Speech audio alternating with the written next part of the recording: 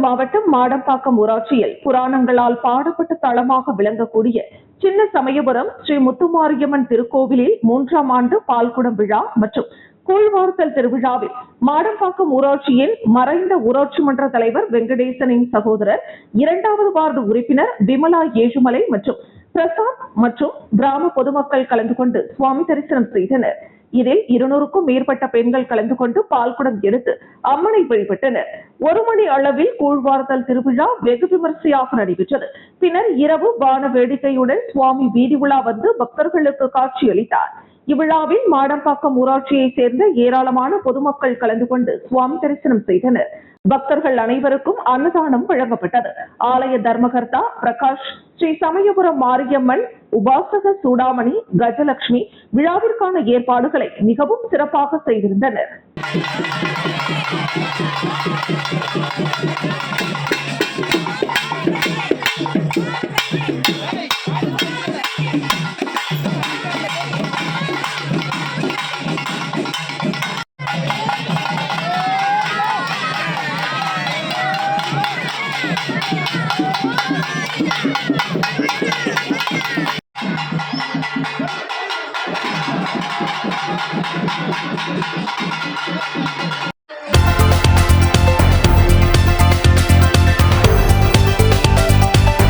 செங்கல்பட்டு மாவட்டம் அச்சரப்பாக்கம் VK நகரில் எழுந்தருளியுள்ள அருள்மிகு ஸ்ரீ ராஜகாளியம்மன் ஆலய 7வது ஆண்டு தீமிதி திருவிழா வெகு விமரிசையாக நடைபெற்றது.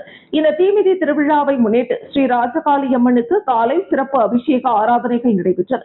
இதனைத் தொடர்ந்து இரவு ஸ்ரீ ராஜகாளியம்மன் மலர்களால் அலங்கரிக்கப்பட்டு பக்தர்களுக்கு காட்சியளித்தார். இதனைத் தொடர்ந்து கோவில் அருகாமையில் அமைக்கப்பட்ட தீக்குண்டத்தில் அம்மனுக்கு காப்பு கட்டி விரதமிருந்த பக்தர்கள் தீ மிதித்து அம்மனுக்கு நேர்த்திக்கடன் செலுத்தினர். இந்த நிகழ்ச்சியில் ஏராளமான பக்தர்கள் கலந்து கொண்டு சுவாமி தரிசனம் செய்தனர்.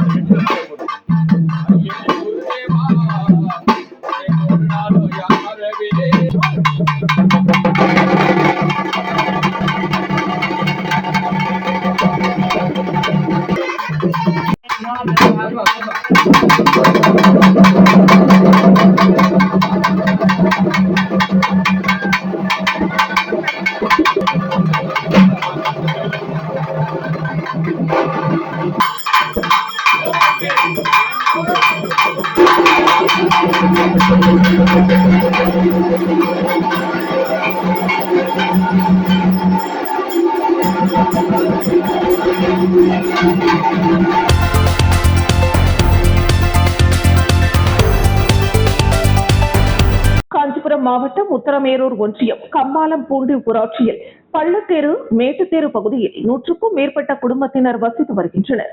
இப்பகுதி மக்கள் அந்த ஊராட்சியில் பல தலைமுறையாக இறந்தவர்களின் உடல்களை அடக்கம் செய்து வரும் சுடுகாட்டிற்கு பாதை வசதி இல்லாததால் சுடுகாட்டை சுற்றிலும் பட்டா நிலங்கள் உள்ளதால் பட்டா நிலங்களுக்கு இடையே இறந்தவர்களின் உடல்களை எடுத்து சென்று அடக்கம் செய்ய வேண்டிய அவல நிலை தொடர்ந்து ஏற்பட்டு வருகிறது.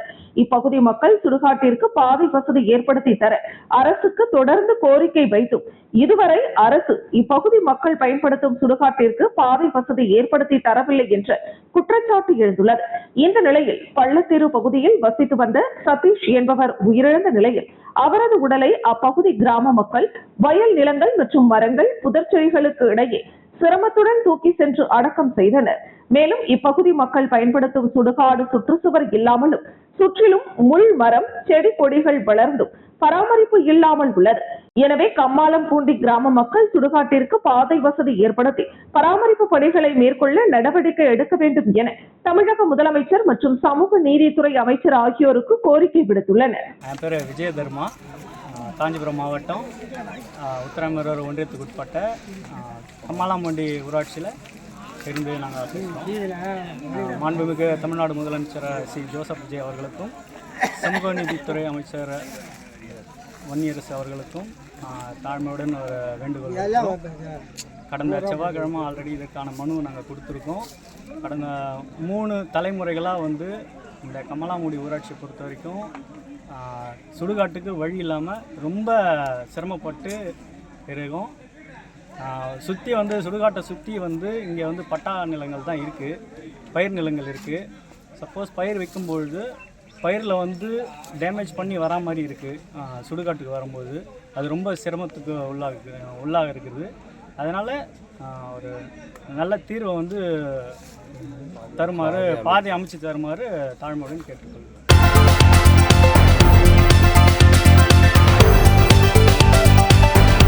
காஞ்சிபுரம் மாவட்டம் வாலாஜாபாத் அருகே தர்மராஜா கோவிலில் உள்ள அருள்மிகு ஸ்ரீ தர்மராஜா சமேத ஸ்ரீ திரௌபதி அம்மன் கோவிலில் ஆடி மாத உற்சவம் கோலாகலமாக நடைபெற்றது. ஆடி மாத வெள்ளிக்கிழமையொட்டி ஸ்ரீ திரௌபதி அம்மனுக்கு சிறப்பு அபிஷேகங்களும் ஆராதனைகளும் நடைபெற்று பல்வேறு மலர்களால் அலங்கரிக்கப்பட்டு திரு ஆபரணங்கள் அணிந்து சிறப்பு அலங்காரத்தில் எழுந்தருளி திரௌபதி அம்மன் பக்தர்களுக்கு காட்சியளித்தார். கோவிலில் இருந்து புறப்பட்ட திருவீதி உலாவில் கரகாட்டம், தார தப்பட்டை ஆட்டங்களுடன் பேண்டு வாத்தியங்களுடன் திருவீதி உலா கோலாகலமாக நடைபெற்றது. கோவிலில் இருந்து புறப்பட்ட அம்மன் முக்கிய நகர வீதிகள் வழியாக திருவீதி உலா கோலாகலமாக நடைபெற்றது. வழியெங்கும் பக்தர்கள் தீபாராதனை செய்து அம்மனை வழிபட்டனர்.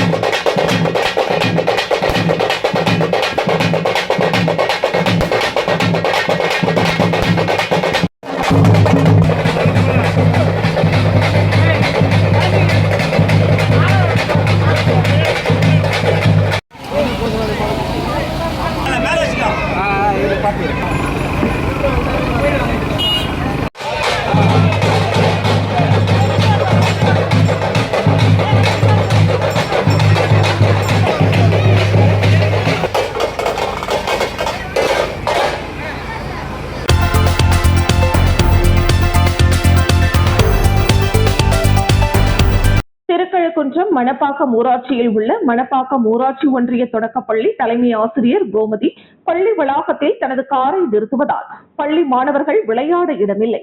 அதே வளாகத்தில் அங்கன்வாடி, கிராம நிர்வாக அலுவலகம் உள்ளது. அனைத்திற்கும் இடையூறாக உள்ளது என பொதுமக்கள் கருத்து தெரிவிக்கின்றனர். இதுகுறித்து கல்வித்துறைக்கு புகார் அளித்தும் நடவடிக்கை ஏதும் இல்லை என தெரிவிக்கின்றனர். பள்ளி வளாகத்தின் உட்புறத்தில் அங்கன்வாடி குழந்தைகள் மையம் உள்ளது.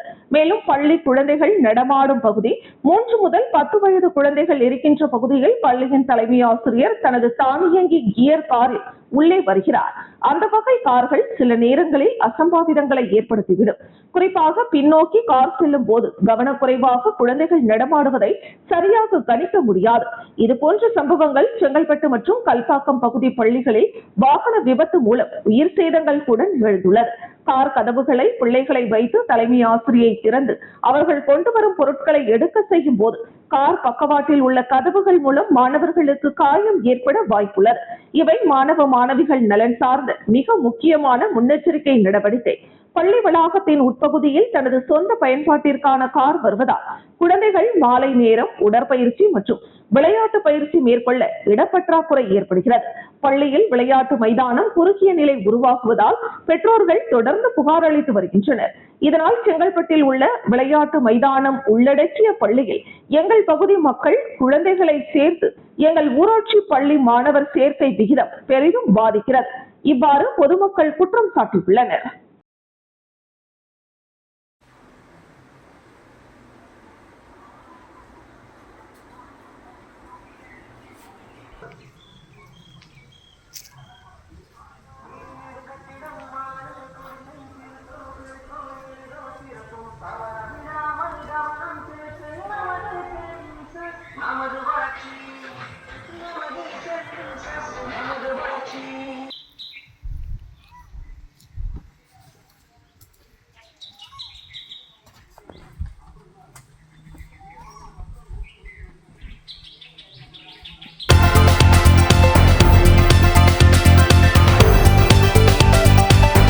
திண்டுக்கல் மாவட்டம் கொடைக்கானல் ஊராட்சி ஒன்றியத்திற்குட்பட்டது வடகவுஞ்சி அருகே உள்ள கோம்பைக்காடு. இப்பகுதியில் 45க்கும் மேற்பட்ட பழங்குடியின பழையர் இன மக்கள் வாழ்ந்து வருகின்றனர்.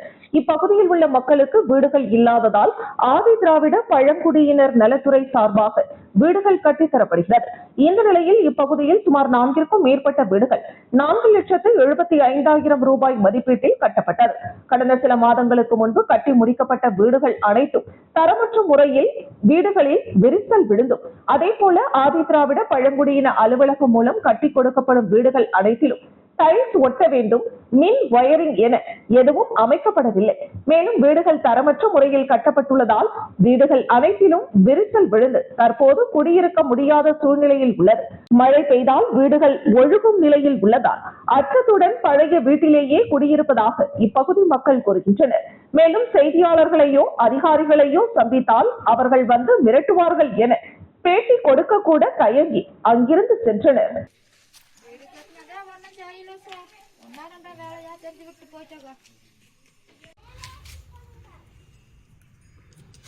அந்த அளவுக்கு இந்த வீட்டுக்காரர் தப்பிச்சுக்கிட்டாங்க. அது கூட கொஞ்சம் காசை போட்டு நாங்களே சொந்தமாக கட்டிக்க. இல்லை, பழங்குடியினர் இதில் 5 லட்ச ரூபா ஒதுக்கியிருக்காங்கல்லம்மா, அதுக்காக கட்டி கொடுத்துருக்காங்க பாருங்க வீட்டை. முடிச்சாங்க அந்த வீட்டை. ஆமா, இல்லம்மா 3 வருஷம் ஆச்சு. 6 வருஷம் பல்புகள் இது கரண்ட்டுக்கெல்லாம் ஒன்றும் இல்லை. நம்ம சொந்தமாக போட்டுக்கிட்டா தான் வயரு எதுவும் இழுக்கலை. இல்லை, இங்கனுக்குள்ள பொழந்திருக்கேன் படக்குன்னு உட்காந்துக்குச்சுன்னா என்ன செய்வீங்க? என்ன செய்யறது தெரியும். இது கட்டி எவ்வளோ நாள் இருக்கும்ல?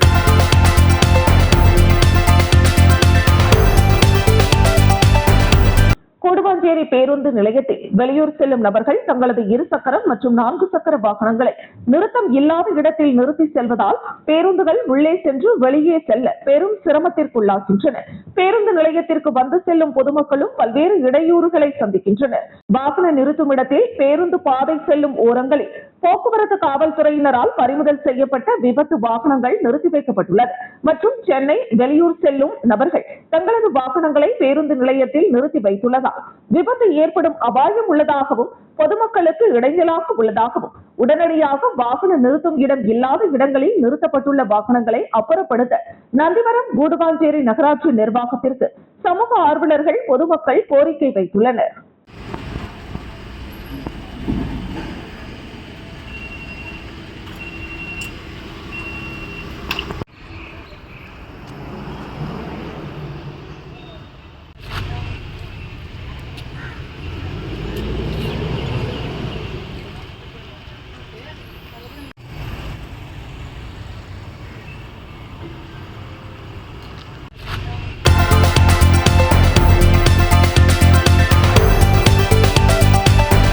சென்னை அடுத்த பல்லாவரம் சட்டமன்ற தொகுதிக்குட்பட்ட பம்மல் லட்சுமி நாராயணன் நகரில் அமைந்துள்ள ஓம் சக்தி மேல்மலையனூர் அங்காள பரமேஸ்வரி அம்மன் ஆலயத்தில் ஆடி மாதத்தின் முதல் வெள்ளிக்கிழமையை முன்னிட்டு அம்மனுக்கு தங்க முலாம் பூசப்பட்ட புதிய கவசம் அணிவித்து சிறப்பு வழிபாடு நிகழ்ச்சி ஆடி மாதத்தின் முதல் நாளையொட்டி ஏராளமான பக்தர்கள் அம்மனுக்கு பொங்கல் வைத்து நேர்த்திக்கடன் செலுத்தி வழிபட்டனர். இந்த நிகழ்ச்சியானது தமிழக வெற்றிக் கழகத்தின் மாவட்ட கழக செயலாளர் மின்னல்குமார் முன்னிலையில் உயர்நீதிமன்ற வழக்கறிஞரும் தமிழக வெற்றிக் கழக பிரமுகருமான பம்மல் லோகநாதன் தலைமையில் அம்மனுக்கு தங்க முலாம் பூசப்பட்ட கவசம் சமர்ப்பிக்கப்பட்டது. இந்த நிகழ்ச்சியில் சிறப்பு அழைப்பாளராக கலந்து கொண்ட பல்லாவரம் சட்டமன்ற உறுப்பினர் காமாட்சி தனது திருக்கரங்களால் தங்க முலாம் பூசப்பட்ட கவசத்தை ஆலயத்திற்கு வழங்கினார். பின்னர் அம்மனின் முழு திருமேனிக்கும் அந்த கவசம் அணிவிக்கப்பட்டு தீபாராதனை நடைபெற்றது. அம்மன் தங்க முலாம் பூசப்பட்ட கவச அலங்காரத்தில் பக்தர்களுக்கு அருள் பாலித்த காட்சி அனைவரையும் பக்தி பரவசத்தில் ஆழ்த்தியது. இதில் திரளான பக்தர்கள் கலந்து கொண்டு அம்மனை தரிசித்து வழிபட்டனர். இந்த நிகழ்ச்சியில் பம்மல் லயன்ஸ் சரவணராஜ் உள்ளிட்ட தமிழக வெற்றிக் கழக நிர்வாகிகள் மற்றும் ஏராளமான பொதுமக்கள் கலந்து கொண்டு சுவாமி தரிசனம் செய்தனர்.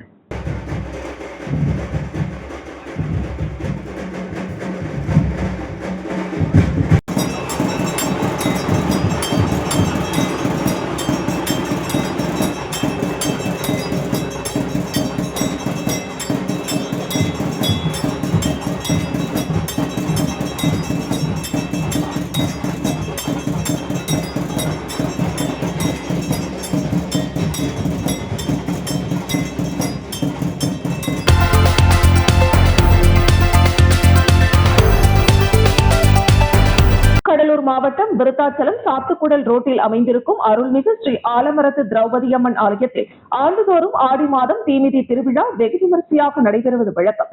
இந்த ஆண்டு கடந்த 13ஆம் தேதி கொடியேற்றப்பட்டு அம்மனுக்கு காப்பு கட்டி தினமும் சிறப்பு அபிஷேக ஆராதனை நடைபெற்று இரவு சுவாமி வீதி உலா வந்தது. இந்த நிலையில் சிகர நிகழ்ச்சியான தீமிதி திருவிழா நடைபெற்றது. சுவாமிக்கு சிறப்பு அபிஷேகம் ஆராதனை நடைபெற்று விருத்தாச்சலம் மணிமுத்தாறு நதிக்கரையில் இருந்து பக்தர்கள் புனித நீராடி திரௌபதி அம்மன் கோவில் முன்பு தீக்குண்டத்தில் பக்தர்கள் தீ மிதித்து தங்களது நேர்த்திக்கடனை செலுத்தினர். பின்னர் அவர்களுக்கு ஐதீகப்படி சாட்டையடி கொடுக்கப்பட்டது.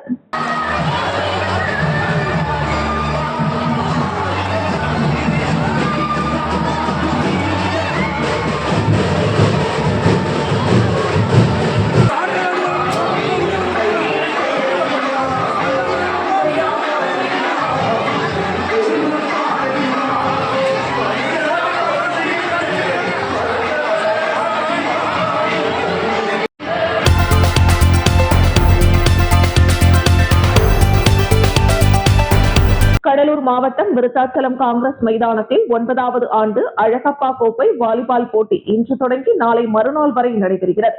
ஆண்கள் பிரிவில் 4 அணிகளும் பெண்கள் பிரிவில் 2 அணிகளும் இடம்பெற்றுள்ளன.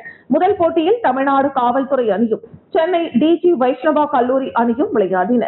தமிழ்நாடு காவல்துறை அணி வெற்றி பெற்றது. வாலிபால் போட்டியினை விருத்தாச்சலம் உட்கோட்ட துணை காவல் கண்காணிப்பாளர் பாலகிருஷ்ணன் தொடங்கி வைத்தார். விளையாட்டுப் போட்டியினை முன்னாள் சட்டமன்ற உறுப்பினர் கலைச்செல்வன் தொடர்ந்து 9 ஆண்டுகளாக நடத்தி வருகிறார். இதில் தமிழ்நாடு மற்றும் கேரளா அணிகளை சேர்ந்த வீரர்கள் வீராங்கனைகள் இடம்பெற்றனர். உறுப்பினர் கலைச்செல்வன் அவர்கள் எல்லாரையும் அறிமுகப்படுத்திக் கொண்டிருக்கிறார்கள். சிறப்பு விருந்தினர்களுக்கு அறிமுகப்படுத்திக் கொண்டிருக்கிறார்கள். படுத்தி ஆரவாரத்தோடு அவர்களை வாழ்த்துவோம். சார் எம்எல்ஏ சார்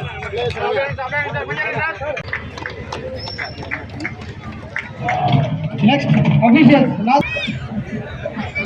அந்த கோச் நம்ம அனாலிசிஸ்ல படிச்சவர் தான். அவர் ஒரு வாலிபால் பிளேயர்.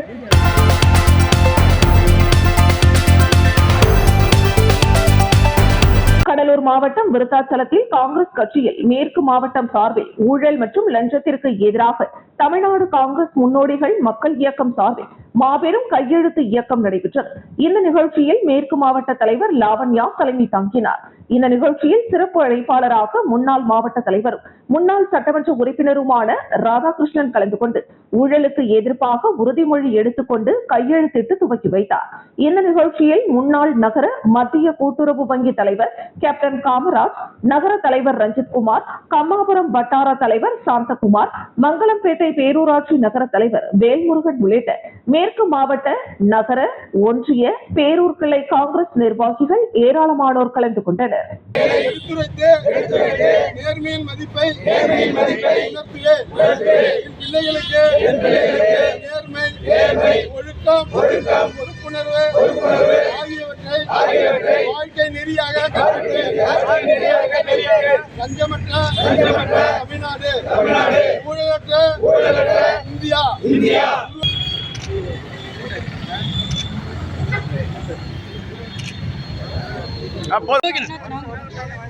உயரமா இருக்கிறவங்க மேல போடுங்க.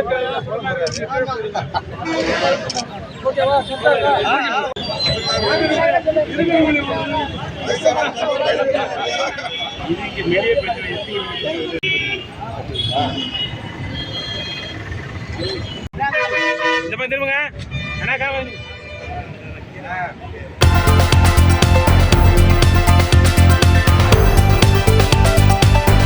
செங்கல்பட்டு மாவட்டம் மதுராந்தகம் அடுத்த வேடந்தாங்கல் ஊராட்சி சித்திரக்கூடம் பகுதியில் அமைந்துள்ள அருள்மிகு ஸ்ரீ முத்தாலம்மன் மற்றும் ஸ்ரீ முத்துமாரியம்மன் ஆலய கும்பாபிஷேகம் கடந்த மாதம் 5ஆம் தேதி நடைபெற்றது.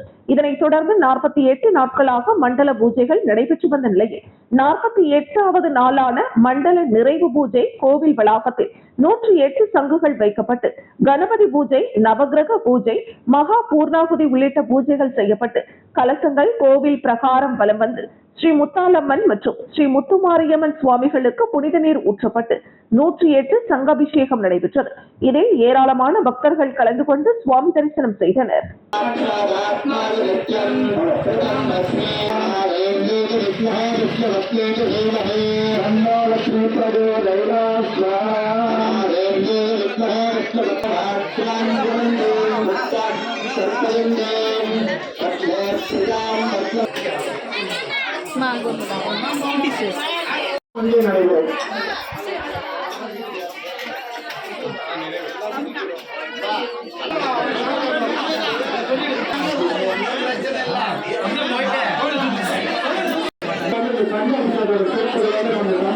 சொல்லுவாரு